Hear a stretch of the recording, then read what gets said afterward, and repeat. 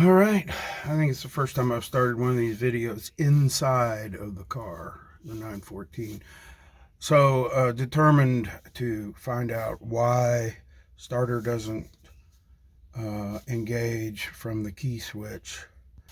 Um, so I did some reading, and this relay, which came out from under the seats, and I remember this relay from another late car. That would be a 74, actually 75 or 76 year car.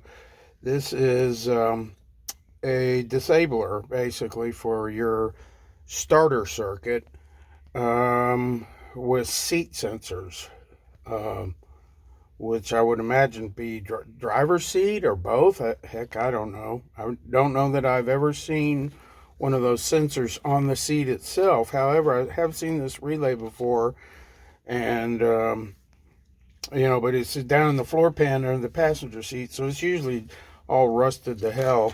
This one's actually in pretty good shape. So what I saw on 914 World Post was here are those starter cables from the key switch. And so apparently when the driver sits in the seat, it enables that circuit. So I'm going to measure and find out which one comes from the switch itself and which one goes back to the starter, just for grins and giggles. So let me hook up the multimeter here. Let's try this one here first. So we got that on there. We got the meter here. We got a ground. All right, well, let's turn the switch. Fuel pump engages. Okay, no 12 volts there. All right, well, let's go down here. If I can get that in there. There's a lot of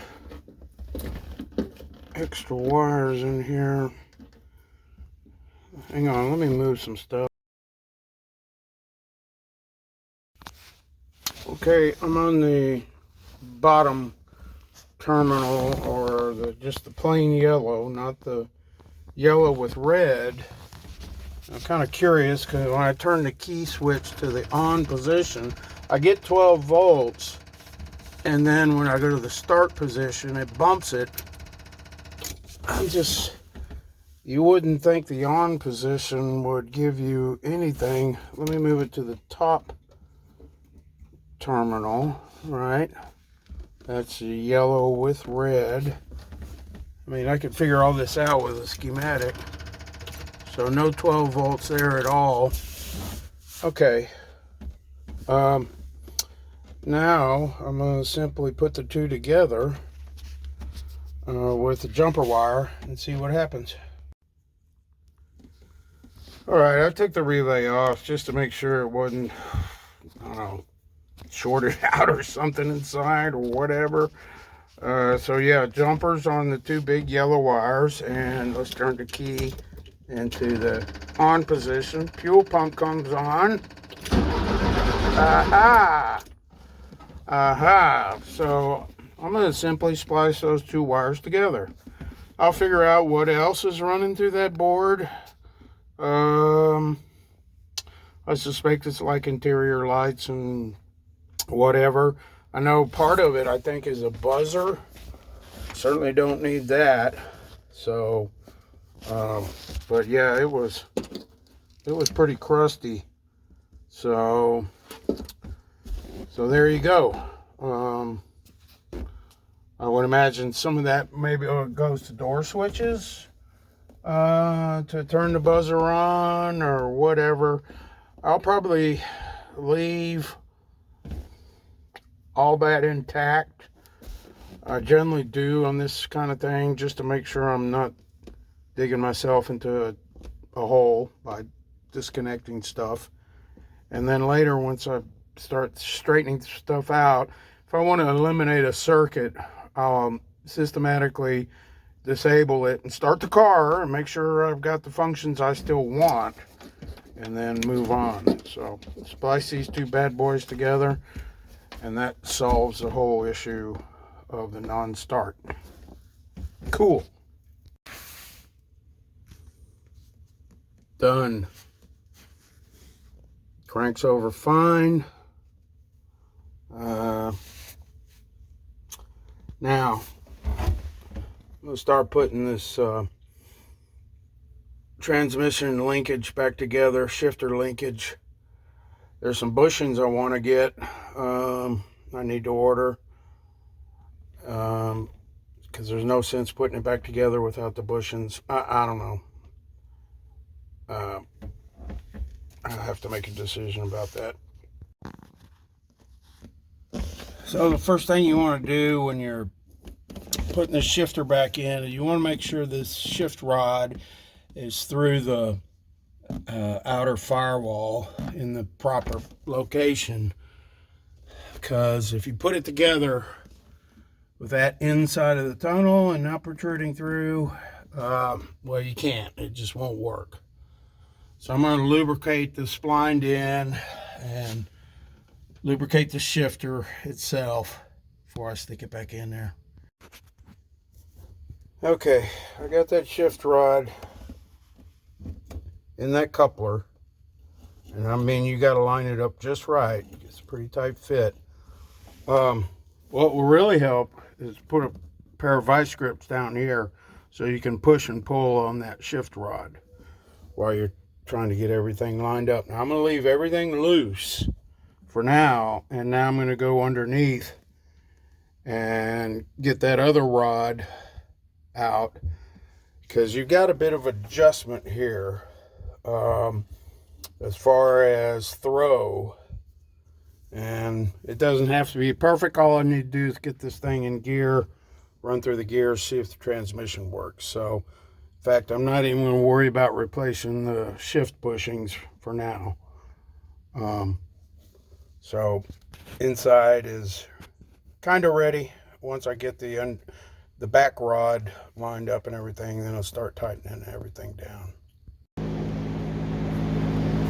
So this back shifter rod, I cleaned it up, and boy, I just noticed that back here, this articulating joint, that bushing's completely gone. This one is on its way out. It looks like a nylon bush. I've never seen one do that before. I thought those were metal bushings, but so I don't know. I don't know if I'm going to be able to get this thing in gear or not using the linkage. I'll give it a shot. Aside from those, you have the bushing that goes on the ball that fits in the cup right here. That goes on this end of the linkage, right? So I got it spun around anyway, and then there's another bushing that goes inside of that orifice where the shifter rod comes through, and then there's also another bushing that goes on this bracket. So right now I know I need at least 3, and then including these 2 on this articulating joint, that's 5 bushings. Crap. So I crammed some rubber heater hose in there, see if that would help get me through testing. And then the same here. You know, I just don't want to be tearing up the gears because I ain't got the right bushings right now. Let's see if that helps. Yeah, that clutch cable is on its last legs, but I got all the frayed wires off of it. And instead of all those nuts that were on there, I used a piece of pipe I had laying around. Looks like metal fuel line as a spacer. The cable's stretched out. It's just at the end of its life. But hopefully it'll, if the clutch even works, who knows? We'll see.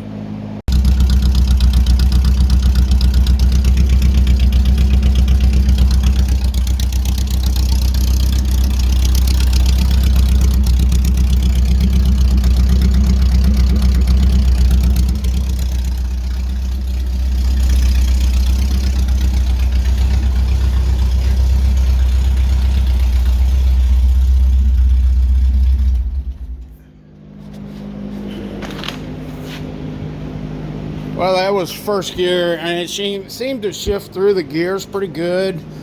Of course, without the CV axles on, it's hard to tell. You know, it doesn't give you a real sense of the rest of the powertrain. But yeah, I guess I'll put the axles back on. I know I want to change the fluid in the transaxle. Because who knows how old it is. And yeah, just keep plugging. So I'll show the results of the oil change in the transaxle. My bushing already fell out. Oh well.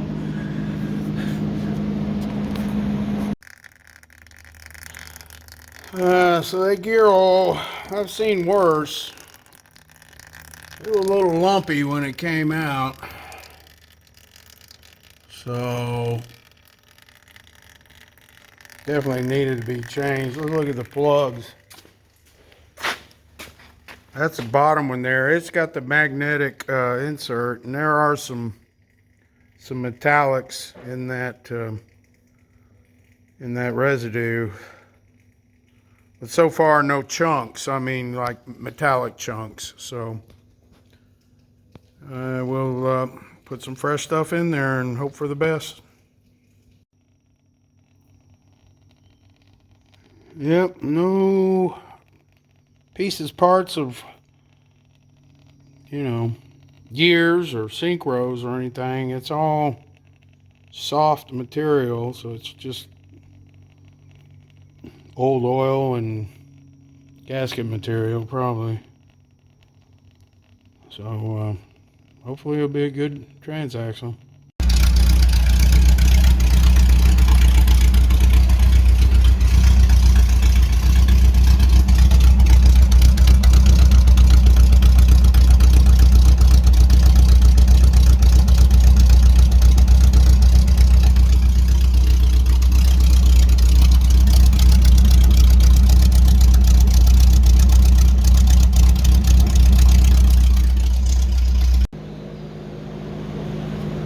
So as far as the clutch is concerned, I mean, I don't have any brakes on this car right now. I got no e-brake. I got the front calipers are off of it, so there's no way to apply the clutch to it to see, I mean, you know, and brake, and that'll kind of, if you can do that with the rear brakes, with the parking brake, it'll kind of let you know if your clutch is slipping. But I mean, otherwise it feels pretty darn good. Just looking at these plugs here, it looks like they're weeping a little. I need to crank down some more on them. But you know, most of the time when the synchros are shot and everything, it'll pop out of gear, or just, you know, on the lift, it'll give you fits. So I'm pretty hopeful that the transaxle's in decent shape. But again, who knows about the clutch? So I think the next thing I want to do is just to quiet things down and put the crappy old muffler back on. I've been looking at mufflers online. There's some choices. P&B has got some pretty good choices. But again, just for testing purposes, I think the crappy old setup it had will be okay. It's probably going to leak like a sieve, but I don't care. All right, we're going to keep pushing forward. Transmission is pretty much wrung out at this point, so we'll start another thread. Probably on brakes will be next, I would imagine.